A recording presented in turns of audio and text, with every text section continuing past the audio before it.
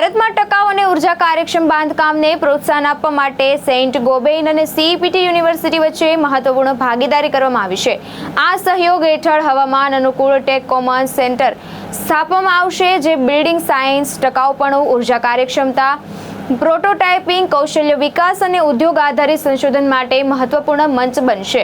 આ ભાગીદારી દ્વારા સેન્ટ ગોબેઇનની ટકાઉ બાંધકામ ક્ષેત્રની કુશળતા અને સીઈપીટી યુનિવર્સિટીના શિક્ષણ તથા સંશોધનના અનુભવને એક સાથે લાવવામાં આવશે, જેના કારણે આર્કિટેક્ચર, ડિઝાઇન, બાંધકામ અને શહેરી વિકાસના વિદ્યાર્થીઓને વાસ્તવિક પ્રોજેક્ટ પર કામ કરવાની તક મળશે। તેમણે ઉદ્યોગ અને શિક્ષણ વચ્ચે મજબૂત સેતુ ઊભો થશે। આ પ્રસંગે સેન્ટ ગોબેઇનના એશિયા પેસિફિક અને ભારત ક્ષેત્રના સિનિયર વાઇસ પ્રેસિડેન્ટ અને સીઈઓએ જણાવ્યું હતું કે કંપનીના ટકાઉ બાંધકામ ઉકેલો ઉર્જાનો વપરાશ લગભગ 40% સુધી ઘટાડવામાં મદદરૂપ બને છે અને વધુ સ્વસ્થ તથા આરામદાયક રહેણાંક સ્થળોનું નિર્માણ કરે છે। તેમણે જણાવ્યું કે સીઈપીટી સાથેના આ સહયોગ આગામી પેઢીના આર્કિટેક્ચર અને ડિઝાઇનરોને ભારતીય જરૂરિયાતોને અનુરૂપ ટકાઉ બાંધકામ માટે તૈયાર કરવામાં મહત્વપૂર્ણ સાબિત થશે। સાથે જ શૈક્ષણિક સંશોધનને व्यावसायिक क्षेत्र સાથે જોડીને ટકાઉ બાંધકામ ક્ષેત્રને નવી दिशा મળશે।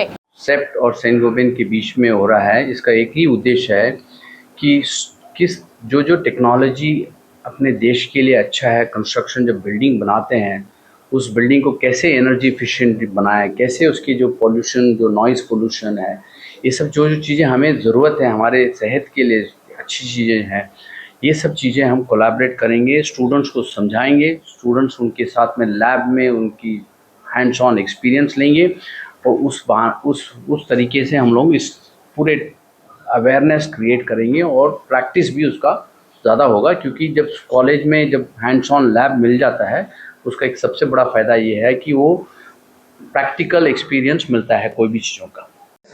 सेप्ट 60 વર્ષથી વધારે અમે અહીંયા છીએ।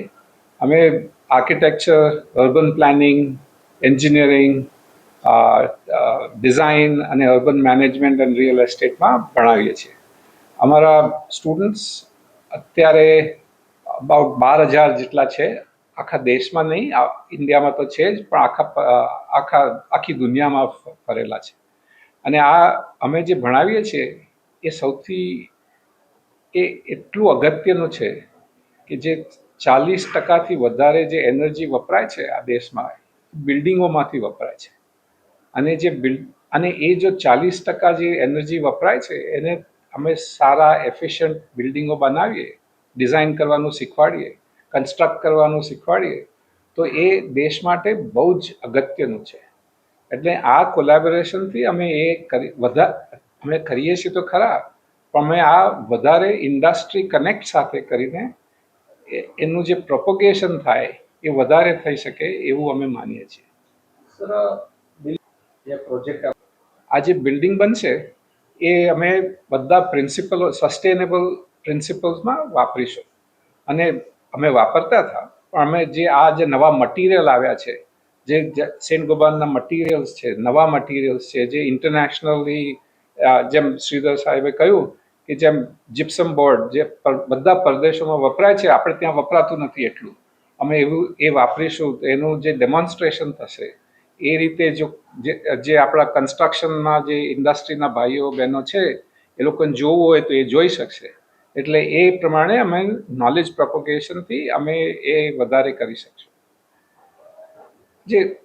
જે આ બિલ્ડિંગ છે એમાં ઘણી બધી વસ્તુઓ વપરાશે, ઘણા બધા મટીરિયલ્સ વપરાશે, અને બિલ્ડિંગ તો છે પણ એમાં જે રિસર્ચ થશે, એમાં જે કામ થશે કે અમે કાર્બન ફ્રી કેવી રીતના કરી શકાય, કેવી રીતે વધારી શકીએ, એમાં અમારો રિસર્ચ સ્ટ્રીમ વધશે।